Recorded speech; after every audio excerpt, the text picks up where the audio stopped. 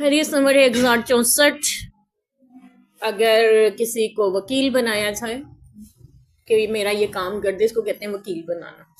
اس کی اپنی ملکیت نہیں ہے، لیکن اس کو کہا جاتا ہے کہ آپ یہ تقسیم کر دیں.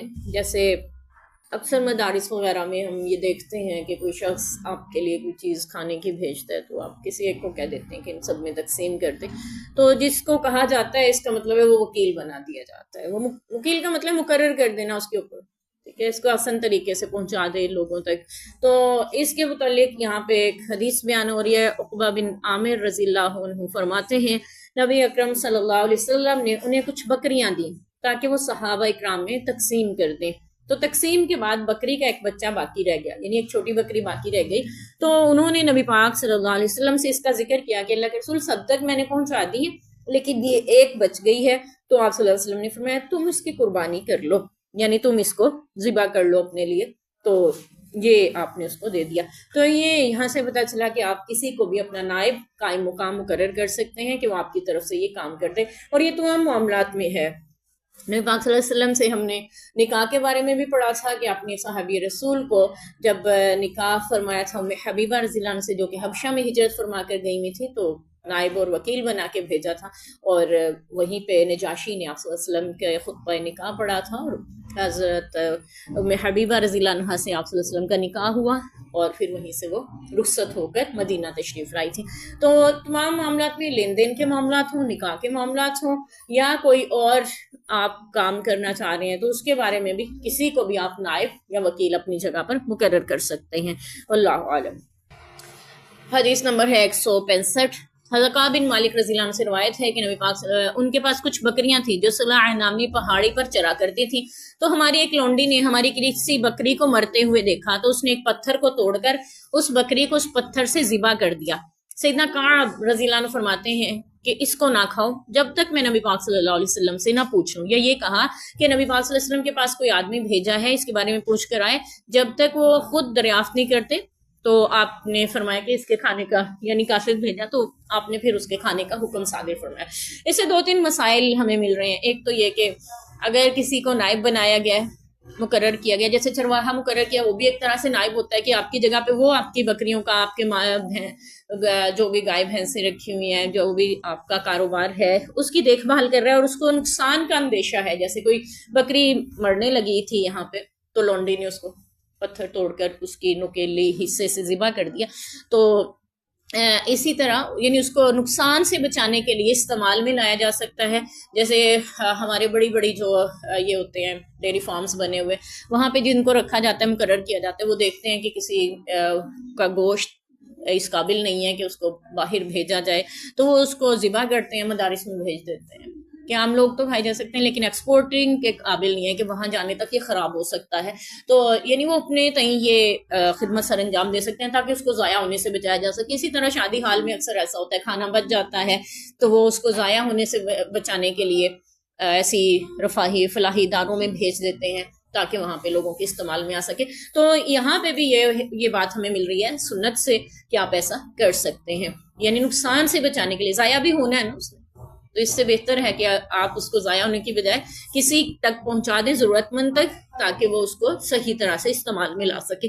اور اس سے ہمیں اور بھی بہت سی مثالیں مل سکتی ہیں. جیسے ہم نے اپنے گھر کا کھانا بھی اگر ضائع بھی ہونا ہے تو بہتر ہے آپ کسی ہمسائے کو، کسی ضرورت مند کو پہنچا دیں تاکہ وہ اس کو استعمال میں لا سکے. آپ نے نہیں کھانا، آپ کے استعمال کا نہیں، آپ کے کپڑے ہیں، آپ کے جوتے ہیں، آپ اس کو کچرے میں پھینکیں گی یا گھر میں استعمال میں جھاڑو پوچھا میں لگا دیں گی تو وہ خراب ہوں گے. اس سے بہتر ہے کہ کسی کے استعمال کے قابل ہیں تو اس کو پہن لے، ایسے ضرورت مندوں تک آپ پہنچا دیں. یہ بات پتہ چلی ہے، یعنی کسی چیز کو ضائع ہونے سے بچایا جا سکتا ہے اس کی مالک کی اجازت کے نہ ہونے کے باوجود بھی. یعنی مالک نے آپ کو جب نائب مقرر کر دیا تو پھر آپ کی ذمہ داری ہے اس کی دیکھ بھال کرنا، خیال رکھنا اور اس کو ضائع ہونے سے بچانا.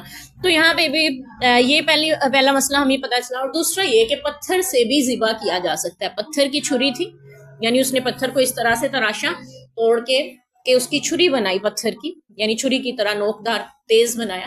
تو پتھر کی چھری سے بھی ذبح کیا جا سکتا ہے. کوئی بھی تیز دھار آلہ ہو جس سے شارک کٹ سکے جانور کی اور اس کا فاسد خون بہہ جائے، وہ چیز، وہ آلہ استعمال کیا جا سکتا ہے ذبح کے لیے. یہ ہمیں پتہ چلا کہ وہ کوئی بھی ہو سکتا ہے، ٹھیک ہے، ضروری نہیں ہے کہ لوہے کی چھری ہی ہو، یا ہمارے ہاں اسٹیل کی بھی ہوتی ہیں اور بھی دھاتوں کی، تو کسی بھی طرح کا کوئی بھی آلہ جو شہرگ کو کاٹ دے، فاسد خون جس سے خارج ہو جائے، اس کا کیا ہوا ذبیحہ حلال ہوتا ہے، جیسا کہ نبی پاک صلی اللہ علیہ وسلم نے یہاں پہ اس کے کھانے کی اجازت دی۔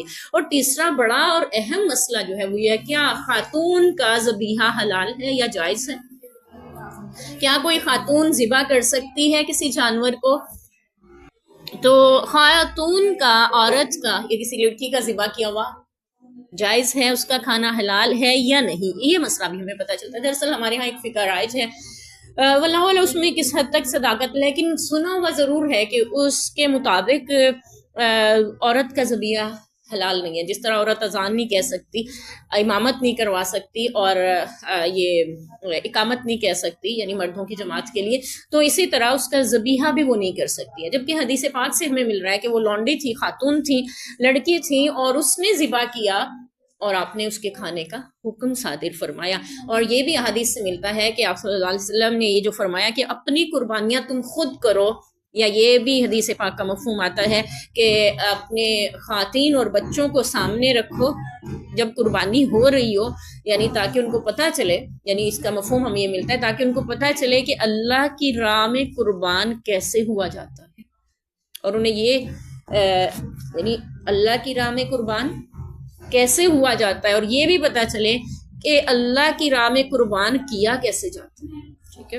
آج کل ہمارے کمزور دل اسی وجہ سے ہیں، ہم مرغی ذبح ہوتے نہیں دیکھ سکتے، ٹھیک ہے، اس سے بھی گھبرا رہے ہوتے ہیں کہ کسی کافر کو ذبح کرنے کا حوصلہ کیسے خود میں پیدا کر سکتے ہیں، ٹھیک ہے، یا خود کو اسلام کی سرفرازی کے لیے کیسے قربان کرنے کا حوصلہ خود میں پیدا کر سکتے ہیں۔ اس کے لیے ضروری ہے کہ ہم قربانی کو ذبح ہوتے ہوئے دیکھیں، ٹھیک ہے۔ اور صحابیات کے بارے میں یہ جو حدیث پاک کا مفہوم ملتا ہے ہمیں کہ اپنی قربانی خود کرو، اس سے مراد یہ لیا جاتا تھا کہ عورت ہے تو اپنی قربانی خود ذبح کرے، عورت قربانی کر رہی ہے اپنی قربانی خود ذبح کرے، یعنی یہ مفہوم لیا جاتا ہے۔ اور بعض صحابیات کے متعلق بھی یہ ملتا ہے کہ وہ اپنی قربانی کو خود ذبح کیا کرتی تھیں، یعنی قربانیوں کو دیکھیں تاکہ ہمیں حوصلہ پیدا ہو، بہادر بننے کے لیے دیکھیں، ڈرنے کے لیے نہیں، ٹھیک ہے۔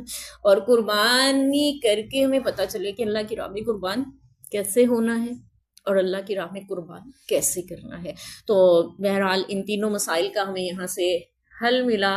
ایک تو یہ کہ کسی بھی نقصان سے بچانے کے لیے آپ اس کو ذبح کر سکتے ہیں، اور دوسرا یہ کہ پتھر یا کسی اور چیز کی چھری اس کی مدد سے بھی ذبح کیا جا سکتا ہے، اور تیسرا یہ کہ خاتون کا ذبیحہ بھی حلال اور جائز ہے، مسلمان خاتون ہو اور ذبح بھی اس نے شریعت کے مطابق کیا ہو تو اس لیے وہ جائز ہے۔ واللہ عالم۔ بہرحال اختلافات اپنی جگہ پہ ہو سکتا ہے، ان کے پاس بھی کوئی دلیل ہو جو اس کو جائز نہیں سمجھتے، واللہ عالم۔